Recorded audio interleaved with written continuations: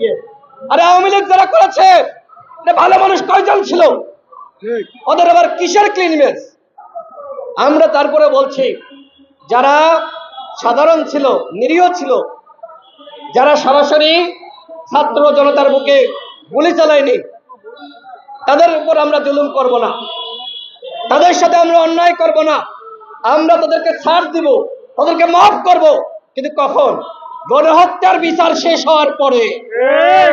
গণহত্যার বিচার শেষ হওয়ার আগে যতই ক্লিন ইমেজ হোক আর যে ইমেজই হোক, বাংলার মাটিতে আওয়ামী লীগের নামে কেউ রাজনীতি করতে পারবে না। কথা ক্লিয়ার? প্রধান উপদেষ্টা হন আর যে উপদেষ্টা হন, কাউকে কোনো টাইম নাই। আওয়ামী লীগের পুনর্বাসন যেই করতে আসবে, জনগণ তাকে প্রতিহত করবে। আমার ভাই জীবন দিয়েছে, রক্ত দিয়েছে, আর তোমরা এখন এই অবিপ্লবী সুশীল উপদেষ্টারা আওয়ামী লীগের পুনর্বাসন মারাও। এইসব পুনর্বাসন করতে দেওয়া যাবে না বন্ধুগণ। আপনারা দেখেছেন 18 সাল থেকে আমরা কিভাবে সংগ্রাম করেছি। আমাদের দলের অঙ্গ সংগঠনের 11 জন শহীদ হয়েছে, অসংখ্য সহযোদ্ধা গুলিবিদ্ধ হয়েছে। এই 24 সাল পর্যন্ত কখনো শুনেছেন নিয়োগ কেলেঙ্কারি? কখনো শুনেছেন ঘুষ বাণিজ্য? কখনো চাঁদাবাজির গল্প শুনেছেন? মিডিয়ার ভাইরা চ্যালেঞ্জ করে বলছে, কেউ যদি 1 টাকার চাঁদাবাজি প্রমাণ করতে পারেন, রাজনীতি ছেড়ে দিব। কথা স্পষ্ট। আমরা রাজনীতি করি দেশের জনগণের জন্য, রাজনীতি করি এদেশের মানুষের জন্য। আমরা অন্যের হক মেরে নিজেরা কোটিপতি হব সেই জন্য রাজনীতি করি না।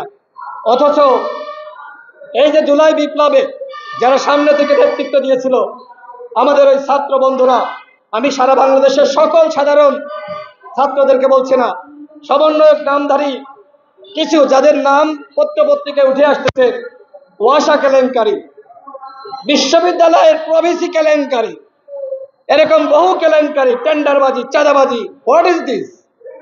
আমরা কি এগুলো শুনতে চেয়েছিলাম নাকি শোনার জন্য আমরা প্রস্তুত ছিলাম? আমরা ছিলাম না। আমরা মনে করেছিলাম ওরা আবাবিল পাখি, ওরা নেতৃত্ব দিয়েছে, ওদেরকে দেবতার মতন শ্রদ্ধা জানাতে হবে।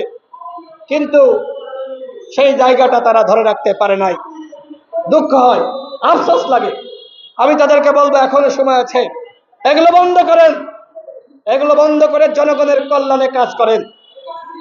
এইবার যদি আমরা নতুন বাংলাদেশ গঠন করতে না পারি, তাহলে আর কোনোদিন আমরা এই বাংলাদেশকে, এদেশের জনগণকে আমরা গঠন করতে পারবো না। এইবার আমাদের হাতে শেষ সুযোগ, এই সুযোগ আমাদের কাজে লাগাতে হবে। গণ অধিকার পরিষদের পক্ষ থেকে আমরা বলেছি, আমরা চাই গণহত্যার বিচার, আমাদের 1 নম্বর দাবি। 2 নম্বর দাবি হলো প্রয়োজনীয় রাষ্ট্র সংস্কার, প্রয়োজনীয় রাষ্ট্র সংস্কার। 3 নম্বর দাবি হলো নির্বাচনী রোডম্যাপ। নির্বাচন নিয়ে তালবাহানা করলে জনগণ মানবে না। সংস্কারের 1 নম্বর উপাদান হলো নির্বাচন। সেই নির্বাচনের কথা আসলেই উপদেষ্টাদের মুখ কালা হয়ে যায়, একদম ফ্যাকাশে হয়ে যায়। তারা ক্ষমতার লোভে পড়েছে। তারা মনে করছে যে ক্ষমতায় যতদিন থাকা যায় ধানাই পানাই করে। ওই ধানাই পানাই করে কিন্তু ফখরুদ্দিন মঈনুদ্দিন ক্ষমতায় থাকার চেষ্টা করেছিল। দেখবেন যে ফখরুদ্দিন মঈনুদ্দিনের 1 বছর কোনো সমালোচনা ছিল না, সবাই মাথায় তুলে নাচতেছিল। 1 বছর পরে কি হলো? যে ফখরুদ্দিন মঈনুদ্দিন জনগণের সাথে বেঈমানি করে সে আরেকটি স্বৈরাচার হওয়ার পায়তারা করছিল, আরেকটি এরশাদ হওয়ার পায়তারা করছিল। বাংলাদেশের জনগণ উচিত শিক্ষা দিয়েছে, ওরা পালিয়েছে। সুতরাং এই উপদেষ্টা পরিষদের যারা আওয়ামী লীগের পুনর্বাসন করতে চান, তারা ফখরুদ্দিন মঈনুদ্দিনকে দেখে শিক্ষা নেন। ক্ষমতা কখনোই কুক্ষিগত করে ধরে রাখা যায় না। শিক্ষার্থীদের কাছ থেকে শিক্ষা নেন। পাশাপাশি বাংলাদেশের যে অন্যান্য রাজনৈতিক দল, বিএনপি, জামাত, গণ অধিকার পরিষদ, ইসলামিক দল, জামাত ইসলাম, ইসলামী আন্দোলন বাংলাদেশ সহ বাংলাদেশের সমস্ত ইসলামিক দল, বাম প্রগতিশীল শক্তি, তাদের নেতাকর্মীদের প্রতি আমার আহ্বান থাকবে, আওয়ামী লীগকে দেখে শিক্ষা নেন। আজকে আপনাদের অনেকের বিরুদ্ধে গ্রামে গঞ্জে পাড়া মহল্লায় চাঁদাবাজি দখলদারিত্বের অভিযোগ। আপনারা তো ভোটদানে ভূমিকা রেখেছেন, আপনারা তো এদেশের জনগণের কাছে মজলুম হিসেবে আপনারা স্বীকৃতি পেয়েছিলেন। সুতরাং আপনাদের নামের আগে চাঁদাবাজ দখলদার যুক্ত হোক, সেটি আমরা শুনতে চাই না। আমি আমাদের দল গণ অধিকার পরিষদের কথাও বলেছি। আমি বাংলাদেশের ফাঁসিবাদ বিরোধী সকল দলের নেতাকর্মীদের বিরুদ্ধে বলবো, আপনারা এক এবং ঐক্যবদ্ধ থাকুন, আপনারা জনগণের পাশে থাকুন, জনগণের কাতারে থাকুন। ওই আওয়ামী লীগের স্টাইলে যদি আমরা রাজনীতি করতে চাই, আমাদের পতন আওয়ামী লীগের মতন হবে। আমরা সেই ধরনের রাজনীতি বাংলাদেশে চাই না। সবার প্রতি আমার উদাত্ত আহ্বান, আসুন আমরা নতুন করে বাংলাদেশটা আমরা গঠন করি। সংগ্রামী সাথী বন্ধুগণ, এইবার আসি আওয়ামী লীগের নিষিদ্ধের বিষয়ে। আমাদের উপদেষ্টা নাহিদ ইসলাম, এখন সাবেক উপদেষ্টা, এনসিপির আহ্বায়ক, তাকে আমরা কেন উপদেষ্টা বানিয়েছিলাম একটাই কারণ, যে তিনি জনগণের সাথে কমিটমেন্ট করেছিলেন, তিনি রাষ্ট্র সংস্কার করবেন, তিনি গণহত্যার বিচার করবেন, তিনি আওয়ামী লীগকে নিষিদ্ধ করবেন। আজকে তিনি যখন ক্ষমতায় ছিলেন আওয়ামী লীগকে নিষিদ্ধ করতে পারেন নাই, গণহত্যার বিচার শেষ করতে পারেন নাই, নির্বাচনের রোডম্যাপ ঘোষণা করতে পারেন নাই, তিনি পদত্যাগ করেছেন। সরকারে থেকে যে কাজ করা যায়, সরকারের বাইরে এসে সেই কাজ করা যায় না বন্ধুগণ। সুতরাং নাহিদ ইসলামকে বলবো, আপনি ভুল করেছেন। আপনি যদি গণহত্যার বিচারটা ঠিক মতন করতে পারতেন, প্রয়োজনীয় রাষ্ট্র সংস্কার শেষে একটি নির্বাচন উপহারে দেশের জনগণকে দিতে পারতেন, তাহলে আজীবন দেশের মানুষ আপনাকে মনে রাখত। কিন্তু আপনি সেটি করতে পারেন নাই, এটি আপনার ব্যর্থতা। হয়তো আজকে মনে হতে পারে আমি ভুল বলছি, আমি দৃঢ় বিশ্বাস করি 5 বছর 10 বছর পরে হলেও আপনি বুঝতে পারবেন যে আপনি ভুল করেছেন।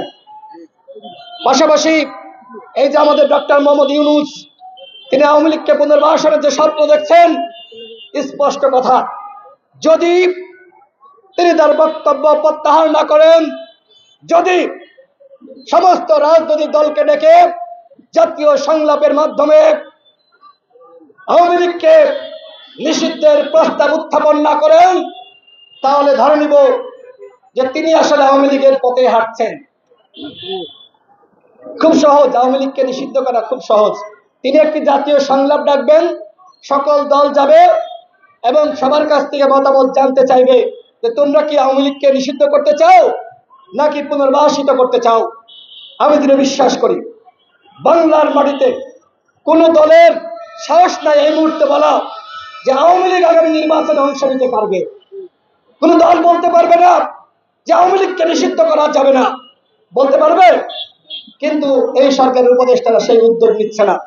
আগামীকাল ডাকুক আমাদেরকে, প্রত্যেকটা দল বলবে আমরা আওয়ামী লীগকে নিষিদ্ধ চাই। আমাদের স্পষ্ট কথা, আপনারা অন্য জায়গায় ব্যর্থ হন, মাফ করে দিব, কিন্তু আওয়ামী লীগকে নিষিদ্ধ না করে যদি আপনারা ক্ষমতার চেয়ার থেকে বিদায় নেওয়ার চেষ্টা করেন, তাহলে কেউ এই মন্ত্রী পাড়ায় ঘুমাইতে পারবেন না, কোন উপদেষ্টা বাড়ি ঘরে থাকতে পারবেন না। আমরা বিপ্লব করেছি, কথাবার্তা একটু বিপ্লবী হবেই, মাইন্ড করবেন না। আগে আওয়ামী লীগকে নিষিদ্ধ করুন, এরপরে প্রয়োজনে আপনাদের গলায় আমরা ফুলের মালা দিব। কিন্তু যে কথাবার্তা আমরা শুনতেছি, আওয়ামী লীগকে আপনারা নিষিদ্ধ করবেন না, কিন্তু আমরা বাধ্য করব, প্রয়োজনে ওই যমুনা ঘেরাও করা হবে, আওয়ামী লীগকে নিষিদ্ধ করতে বাধ্য করা হবে। গণ অধিকার পরিষদ আওয়ামী লীগের বিরুদ্ধে লড়াই করে জন্ম নেওয়া দল। সুতরাং নতুন করে যদি এই অন্তর্বর্তীকালীন সরকারের বিরুদ্ধে লড়াই করতে হয়, গণহত্যার বিচার, রাষ্ট্র সংস্কার এবং নির্বাচনের রোডম্যাপের দাবিতে আমরা সেই লড়াই করতে প্রস্তুত রয়েছি। বন্ধুগণ, এই যে অভ্যুত্থানের পরেও এইভাবে প্রতিবাদ করতে হবে, এটি আসলে কখনো মাথায় ছিল না। ভেবেছিলাম ডক্টর মোহাম্মদ ইউনূস এবং তার উপদেষ্টা পরিষদ জনগণের পালস বুঝে কাজ করবে, কিন্তু কতটুকু আসলে পালস বুঝে কাজ করছে আপনারা সকলেই দেখেছেন। উপদেষ্টারা যদি আজকে রাস্তায় বের হতো, একজন রিক্সা চালক, ভ্যান চালক তাদের কাছে জিজ্ঞেস করত যে ভাই তুমি কি চাও, তুমি কেমন আসো, এটি জিজ্ঞেস করলে কিন্তু তারা উত্তর পেয়ে যেত যে আসলে আমাদের কি করা দরকার। তারা কি করে, যে সচিবালয়ের পাশে ওই মন্ত্রীপাড়ার বাড়ি থেকে বের হয়, সচিবালয়ে ঢোকে, এরপরে বিকাল 5টায় আবার বাসায় গিয়ে চা নাস্তা খায়, আরামে সে জীবন কাটাচ্ছে। তাদের দরকার ছিল গ্রামগঞ্জে যাওয়া, পাড়া মহল্লায় যাওয়া, যে সেখানকার পরিস্থিতি কেমন।